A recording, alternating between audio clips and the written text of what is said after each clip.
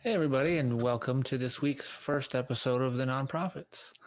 In kind of a weird flex, Kelvin Koberis, pastor for New Life Christian Church New Life Church International of Plant City, Florida, chose an anecdote about an alleged recent donation of $10,000 to drive home the message of a recent sermon. In a video posted to Twitter on June 5th by Right Wing Watch, Koberis dramatically recounted a story of a vague, unnamed man asking the pastor for his wiring instructions and then casually dropping 10 bands in his personal account a few days later. Beautifully, even among Christians, the pastor's actions have been ill received, with some leaving comments such as, "Good look at the pearly gates, pastor," and another referring to it as disgraceful. This story is from the BIN News by the Black Information Network on June 23rd, 2025. There's a little more I want to add, but I want to hear from you guys first. John, by Kelvin's own admission, that we'll kind of get into it, he received this donation. I'm going to call it a gift because it went to him, not to his church. So I think calling it a donation is a bit generous, charitable, you could say. But he received this for as an incentive for supporting Donald Trump for speaking that way in his sermons. So definitionally, it's a violation of the Johnson Amendment. So color me cynical here, but are we surprised by any part of this? And do you think we even should expect Koberis to face any consequences, or is this just another case of pastors gonna pass? Well, and in my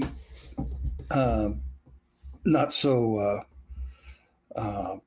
it strikes me. Let's just put it this way: it strikes me as normal for the religious grifters in the world who want to be on the take for whatever they can get from anybody. If a thin man guy, some mysterious figure. It sounds like he's trying to hide where he really got it from, actually. Well, I don't know who gave it to me, but people don't throw 10 grand at somebody without at least having a receipt. Right. So it's like, what the hell? This thing sounds shady from the beginning, but it doesn't surprise me at all. And will he have to, cough up the money or something? If is the IRS going to hit him? They're a 501c4 religious organization. So no, they don't even have to show their books to anybody. The only thing we know about it is that he said so. So it's like there's not going to be no repercussions to him, at least not at the moment. Maybe in the future there'll be laws passed against this sort of shit, political contributions to churches to keep doing political things, which is illegal. We don't know, but hopefully, if there's in the future when there's some actual rational people in office, we'll get something on that to that effect. The IRS right now is powerless because they defunded them, and they are trying to make sure that they don't do things like audit the billionaires who cheat on their taxes regularly. So there we go. Yeah. And I was thinking the same thing. There's a chance that is this going to stop in the future? Maybe. But at the same time, we recently, within the past couple of months on the Nonprofits covered, there's somewhere where there's discussion about removing the restrictions on charitable organizations from participating in, political activities to a certain degree.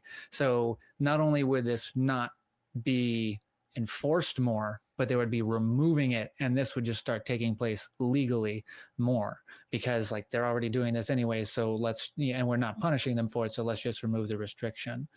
Is kind of how we interpreted that. But you said that it seems kind of fishy, and I agree. I think he made it up. The details, they feel to me like they kind of just they manifested in a way that they're just right to convince you that it really happened. The man, he talks about being in the Rose Garden, which maybe it's a place that his congregation's familiar with. So, Well, yeah, but didn't Trump dig up the Rose Garden in the White House? Didn't they possibly, get rid of that? I'm not familiar, but he was talking about having been at the White House. So maybe that is, what he's The talking Rose about. This is Garden's part something. of the White House lawn, so I'm Okay. thinking, yeah. Yeah, that's fair. Yeah, I probably should have put that together. Asked for his wiring instructions. He gave them to him. And then the pastor even offers, like, for no reason, like how much money he thought the guy might send him, which means that either he was like fixated on this amount, which is kind of a strange thing for someone who's receiving a donation genuinely, or he's making it up and he's including that detail just to intensify the impact of like the true donation. But Damien, we haven't given you a chance yet. So just kind of like generally and vaguely, I guess, and what's your sort of take on this? How did this land for you? Well, look, for me, I think there's the biggest thing to me is I ask the question: how far has Christianity come from its roots? Because if you read the Pauline epistles, you'll see that Paul basically boasts about how poor he is and that he has to support himself in order to continue the ministry to support the churches. And I know we're all irreligious here, but I think there's something to be said about those churches that, run on the smell of an oily rag. I think I've used this line before, because, they're the ones who are doing it for the genuine love of it. Whereas there's just something really weird about American Christianity, where Christianity isn't so much a movement as it is a business. And so I'm looking at this, and I saw the video of the pastor like talking about it, and like he's got the big building, he's got the nice suit, and he's well made up, and looks very slick and professional. But he is one among many. You can name like a dozen pastors who have this really high profile image and are about riches and about how much money they're getting. You could say Joel Osteen, Kenneth Copeland, Creflo Dollar. Yeah, Jesse but this is a Florida man. This is a Florida man. So it's a little different. Yes. Plant City's just up the road from me. So I think what Jonathan mentioned about this possibly being a violation of the 501c regulations about donations being made, but then the problem is that unless assuming this is real, this actually happened, the fact that it went to him rather than the church is a bit of a workaround. And so the fact that this the fact that this money went to him, how much of that 10K will his congregation see? What will he do with that 10K? Will he support like homeless people? Will he support domestic violence victims? Will he help a single mother out in need? He'll keep it. Yeah, exactly. This is my thing.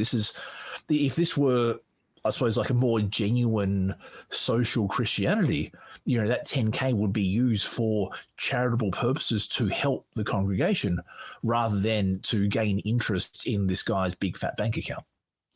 Yeah. And one of the things that makes it a little fishy is, since the whole story smells like week old fish, the whole story is, did he just grift or did he just skim this off the top of his congregation and needed an explanation for the deposit in his account? Who knows what their internal auditing is, but probably not very strong, I would think. Or it's overseen by him or his family, and so any internal audit will just whitewash. Yeah, that is an interesting angle that I didn't think about. My thought was like, we kind of tend to agree that it seems like he made it up, but that's not super unheard of. Like, pastors always seem to have a person that provides them with an anecdote from some time in their life that just happens to fit exactly what their message is. And in this case, for Kevin Koberis in this sermon, it was give me money, me plus money equals good. but I think there are like some other possibilities for some making up something like this that I thought is like he's because he's a person of color and because of who he supports politically, it's becoming increasingly unpopular for people of color to hold that view. So I thought like perhaps as like say, hey, like, you know, I started doing this and good things started happening to me. So this is what God wants me to do. And like that's part of the second one. Like, hey, church, this is what God wants me to do. So if you're supporting me, you're supporting what God wants. And like the fact that he's asking for more money during this sermon is not doing him any favors to convince me that he just received this large donation.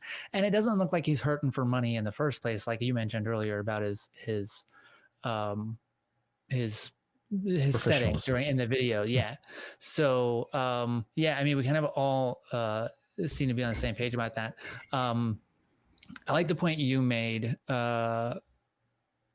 Damien. I'm sorry, I had to remember which one of you said it, about like where the money went to, right? Because you said it didn't go to his church, it went to him. So does that change the legality of it? But what I think is what my concerns about the legality essentially is not that he received the money, because churches run on donations, that and a person can donate to a church because they like that message regardless of what the message is, but it is the message that he is using his platform for, whether he's receiving the money or the church is receiving it. I think is more of a, I don't want to say non-issue necessarily, but as far as legally, I think it hinges more on what he's using his platform for. What do you think about that? Yeah, there was a line that he says, "I should have went this way a long time ago." And to me, that says it's not about the principle of supporting Trump, but the rewards that he can get personally for doing so. That to me kind of says everything I need to know. Yeah, fair enough. He doesn't even necessarily maybe it may not even be that what he's saying reflects what he believes personally. He's more interested in the personal gain from saying that he believes it. Do you think that is that kind of accurate to what you mean? I believe that. Yeah, sure. Yeah. These grifters are grifting. They don't believe what they're saying. You first. No, they don't believe what they're saying. These are grifters. You know, they use religion as a cash cow. They're not.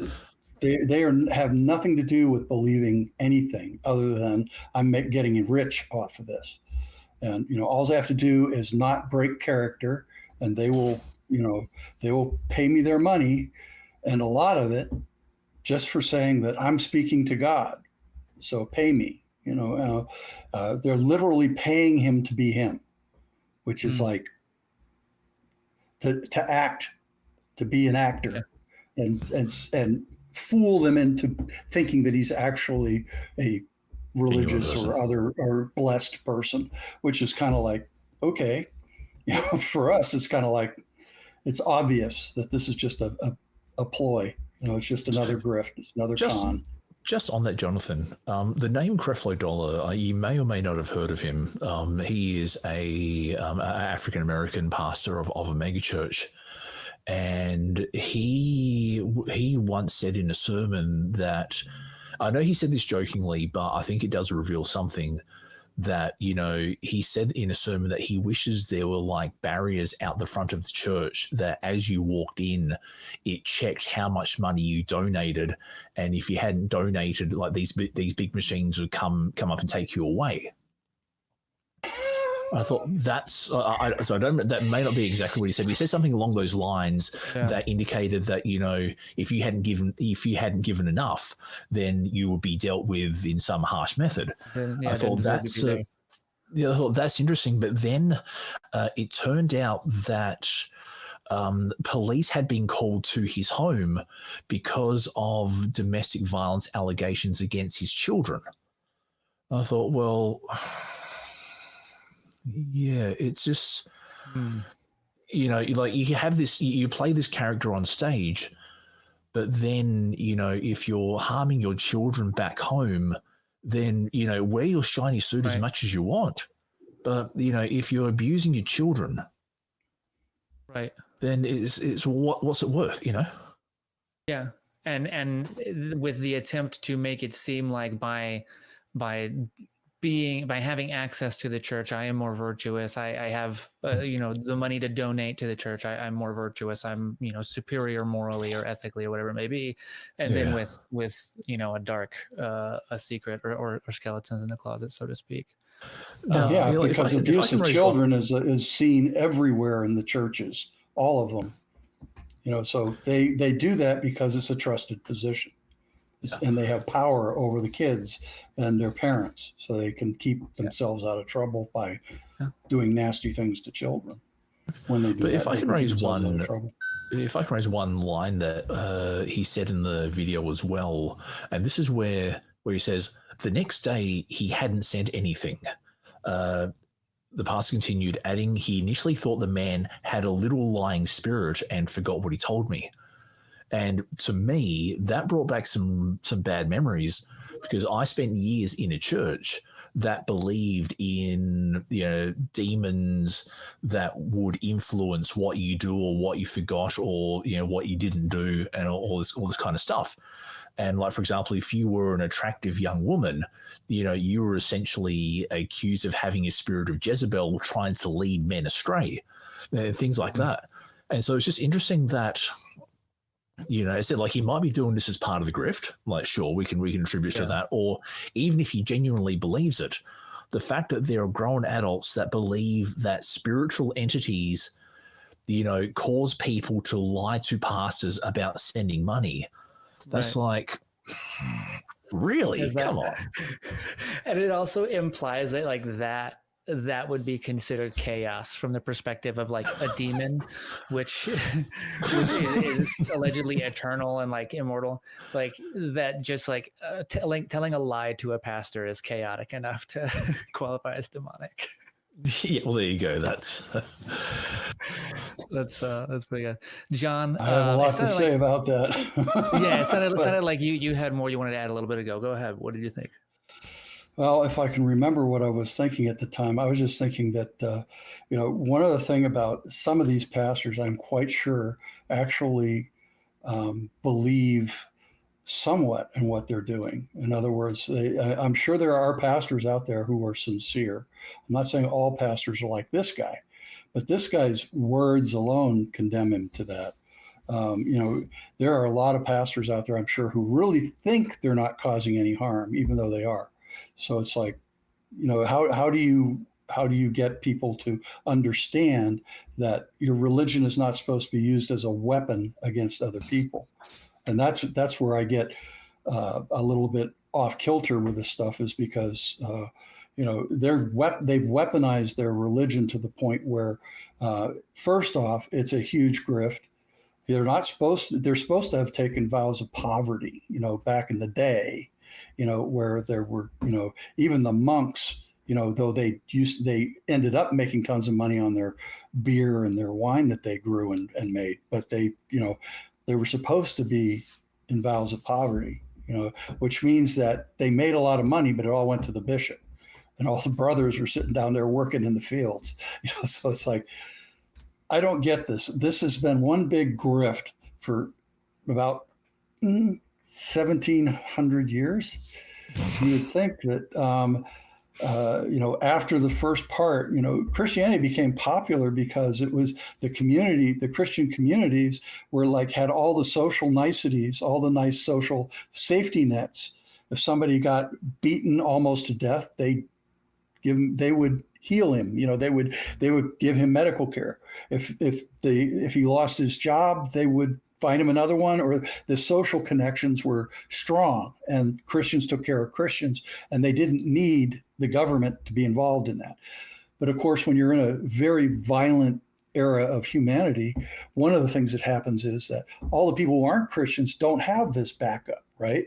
So how do you get this backup? You become a Christian. And so the movement grew, because the Mithrians weren't doing that, and the other religious people weren't doing that, but the Christians were communal. So they had a little bit of a leg up on that. But once it got institutionalized, it went to hell. And that's just, They got rid of the Gnostics and the Alrics and that sort of thing, the heresies. And this is why I asked Jonathan, like, how far has Christianity come from its roots to the point that it's now a business? Yeah. Yeah. Somewhere around the first, third Crusades, it became a business. Oh, look, you could possibly argue even earlier than that. But as I said, this is why I point out that in the Pauline epistles, Paul boasts about his poverty.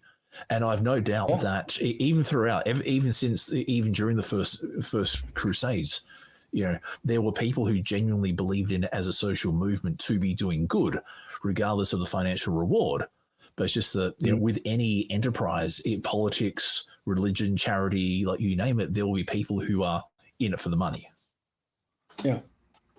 Well, the Knights Templar are the ones who made mountains of money in the Holy Land, because they would escort these Christian caravans into Jerusalem, so that there were so many bandits and things along the way, but they wouldn't mess with a bunch of fully armored knights on. It was a little different when you just had a knife and you were going to go, accost a pilgrim. But when those pilgrims are, surrounded by knights, not a good idea. But they made their fortunes that way and went back to Europe and bought huge tracts of land. And the church got jealous of them. And then the king of France owed them so much money that he decided they both decided, well, we can get rid of the whole order. We'll just call them heretics and we'll make up all bunch of shit about them and burn them at the stake, and then we'll just take all their money and their lands, which is pretty much what happened, except for the ones who escaped to Portugal. But, that's a whole nother story. Yeah, I love it. That was awesome. Cool.